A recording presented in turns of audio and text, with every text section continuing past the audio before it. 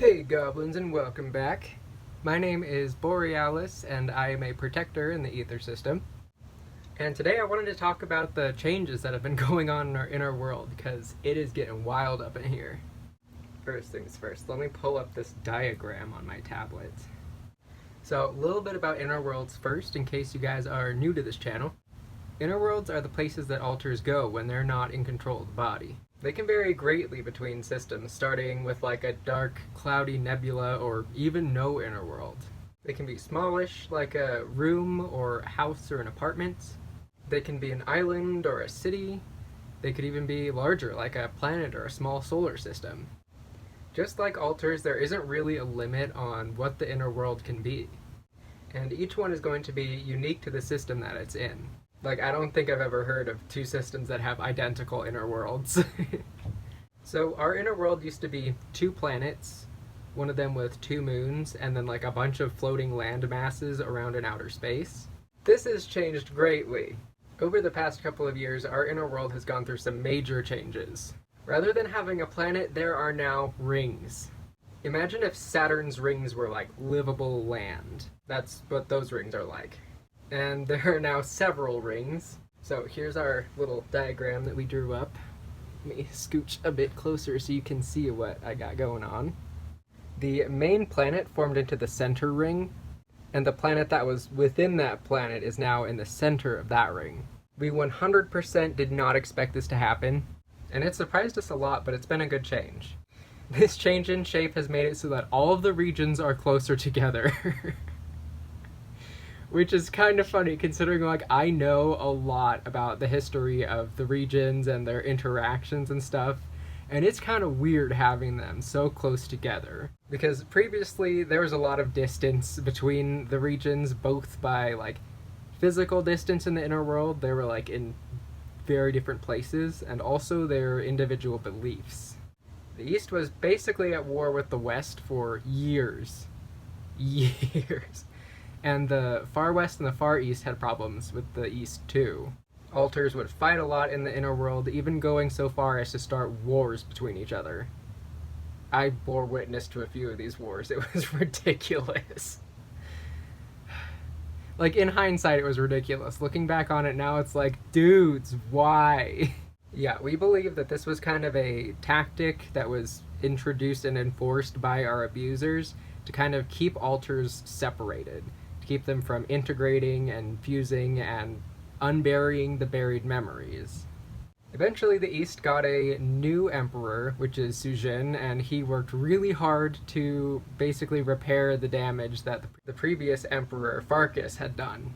There's been a lot less fighting between alters recently, and that's partially due to Sujin's effort, and partially due to the deeply buried alters that have been resurfacing over the past few years. The ones that have resurfaced were oftentimes connected to really, really dark stuff from our past, which made all of our past fighting look like petty squabbles, which is one of the reasons why I was laughing a second ago, because dang. They really put things into perspective, and the fighting stopped pretty suddenly. Like, it was suddenly like really quiet, and everyone was like, oh snap. Because we didn't really realize how deep this stuff went.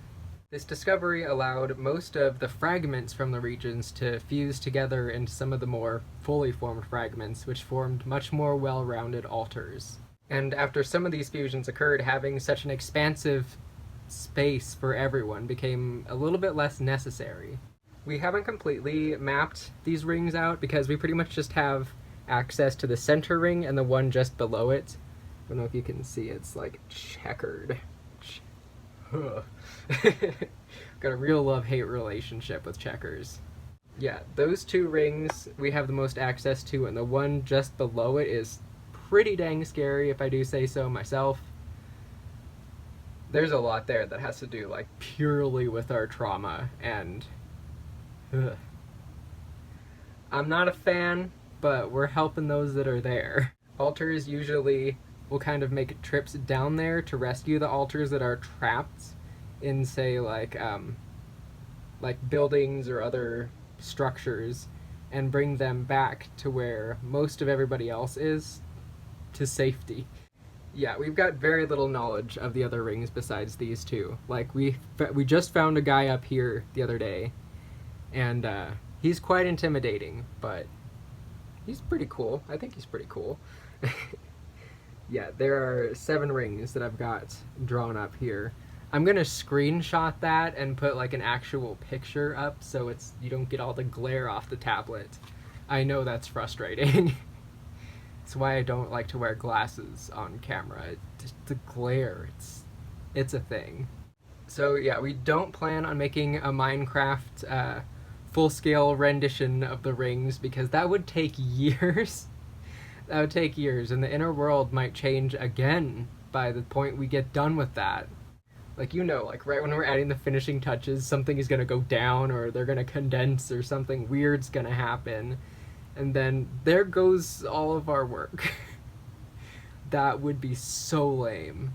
We do plan on continuing our work with that Western Mountain and Western City, the one that we did that live stream on a few days ago, because that's where most of the altars are moving to anyway. Like, that's where the most people are, and that thing has been like a constant. Since we discovered that we have an actual solid inner world and not just a nebula, that mountain and that city have been there. So I'm pretty sure that's gonna stay the same. If it doesn't, that's gonna be such an adjustment. Like, I'd be scared if that changed. Oh man. Let's hope that that doesn't happen. But yeah, someday the inner world may change again, and we have no idea what that's gonna look like. Our brain's probably gonna throw us a curveball with that, let's be real here. All these changes that are happening are probably due to all the fusions that we've been having, and then also the breaking down of amnesia barriers that we've also been doing, which is good all around. Changes to the inner world may be kind of jarring when they first happen, but they're not always bad. Sometimes the inner world will change because you're healing, and that's definitely a good thing. Healing is good. Healing is very good. If you've also experienced inner world changes, just know that you're not alone. This happens to tons of systems. Sometimes you'll find that there was more than you thought there was. Sometimes the structure itself will change. Exhibit A. Inner worlds may change for multiple reasons. And ours has changed greatly over the years. Just thinking about it makes my head hurt. Like, dang, we went from like nothing to like a lot of things to more things. Now we have rings. So there is your little update on what has been going on with our inner world and the shapes that it has turned into. Don't forget to subscribe to become a goblin, and if you want to know what we're doing, hit the bell button so you can get notifications when we post or upload something new. Thank you all for watching, and we will see you all in the next video.